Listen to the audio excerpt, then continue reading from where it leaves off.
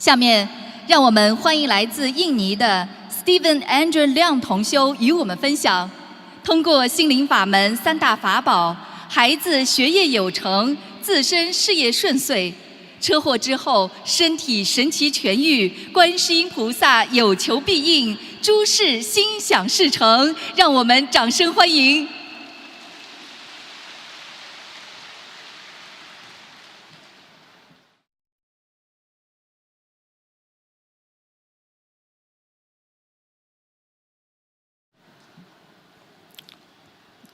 Terima kasih kepada Kuan Yin Posa yang maha welas asih dan maha penolong.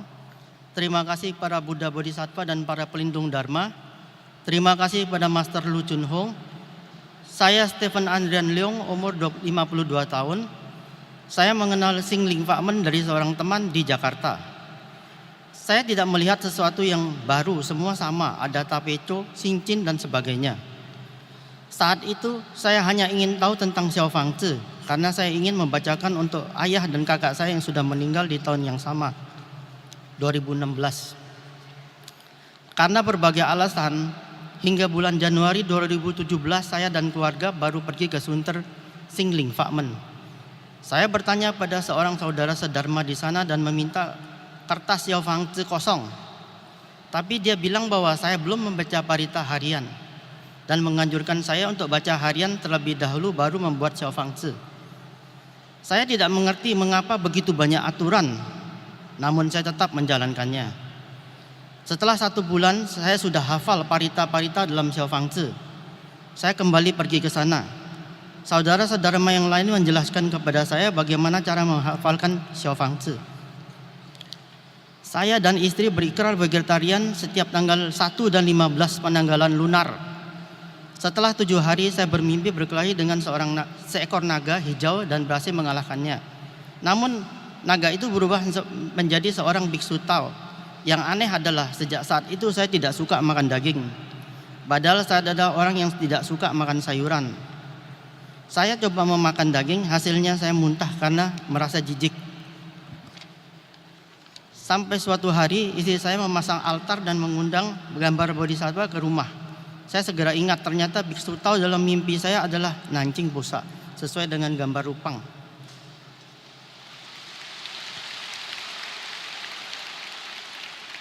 Ujian pertama, saya sudah menghabiskan banyak uang dan mengirimkan anak saya untuk belajar kedokteran di Jerman, tapi visa tidak keluar. Anak saya sudah berikrar vegetarian seumur hidup dan juga melafalkan Xiao Fang Tzu. Mengapa tidak ada hasil? Sebenarnya Buddha itu ada atau tidak? Mengapa tidak membantu saya? Tapi saya tetap melafalkan parita. Sampai 3 bulan kemudian anak saya diterima di Universitas Guangzhou, jurusan kedokteran dengan beasiswa penuh. Lalu anak kedua saya juga ingin bersekolah di luar negeri. Saya belum menyadari bahwa perekonomian saya sedang menurun. Saat itu saya merasa putus asa hingga rasanya Tuhan mencabut nyawa saya saja. Rumah dan mobil tidak laku untuk dijual. Dalam 3 hari, dalam 1 minggu, saya terus mencoba menghubungi totem master. Ingin menanyakan permasalahan hidup saya. Setiap kali, 300 kali lebih panggilan tetap tidak tersambung. Hampir setiap minggu saya menelpon, bahkan setiap bulan mencoba tetap tidak tersambung. Saya berpikir, Posa, kalau menelpon master saja begitu sulitnya, bagaimana bisa menolong saya? Suatu hari saya mengalami kecelakaan sampai tidak bisa bangun. Setiap bergerak tubuh dan tulang saya sakit luar biasa. Di malam itu juga saya ingat untuk menghafalkan tapeco sebanyak 108 kali sampai tengah malam. Besok paginya walaupun saya bisa bangun, walau tetap saja merasa sakit. Saya lanjut melafalkan begitu sampai 3 minggu dan sakit saya sembuh total tanpa diobati.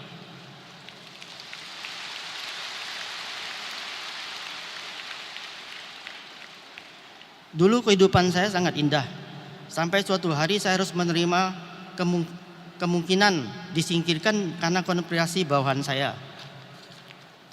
Karena biasanya saya tidak bisa mentolerir kesalahan penyelewengan yang mereka lakukan. Pada saat itu saya bertanya, mengapa orang lurus dan benar sering dibenci banyak orang? Apakah saya harus menjadi orang jahat? Bahkan menjadi orang yang sangat jahat. tapi tidak sesuai dengan kepribadian saya. Kalau jadi orang harus menjadi orang yang baik, maka walaupun hati saya terluka, saya tetap mencari solusi atas permasalahan ini. Saya berusaha keras mencari pekerjaan baru. Saya berpikir mengapa tidak menjadi konsultan manajemen sesuai dengan bidang saya. Tetapi hal itu tidaklah mudah. Menjual barang promo juga hasilnya tidak sesuai dengan harapan. Usaha toko yang dibuka juga tidak berkembang. Bertanya pada peramal juga belum tentu tepat, apalagi peruntungan di masa depan. Menurut pengalaman saya hanya bisa dipercaya 30% saja. Walaupun sudah sering sembahyang di kelenteng, tetap saja tidak ada perubahan. Sampai saya mengenal Sing Ling Fa Men, baru ada perubahan dalam hidup saya. 3 bulan yang lalu saya bermimpi, tidak tahu di mana saya melihat sebuah kitab merah mengikuti saya. Saya tidak tahu apa arti mimpi itu. Pada prinsipnya, ini adalah kesempatan yang langka untuk mempelajari Sing Ling Fa Men dan mengubah takdir kita. Namun harus diingat, melafalkan parita tidak mendatangkan kekayaan uang, hanya akan menghindarkan kita dari karma buruk. Walaupun Xiao Fang Zi hanya selembar kertas kuning kecil, namun memiliki kekuatan yang luar biasa. Asalkan dilafalkan dengan tulus dan konsentrasi, melakukan kebajikan setiap saat pasti ada hasilnya. Kemudian saya kembali ke Kuan Yin Tang berkelikar vegetarian seumur hidup. Ajaibnya, tak lama saya mendapat pekerjaan dan anak saya juga bisa ke Jerman dengan lancar. Semenjak saat itu saya 100% percaya pada Guanse Imposa dan para Buddha dan Bodhisattva.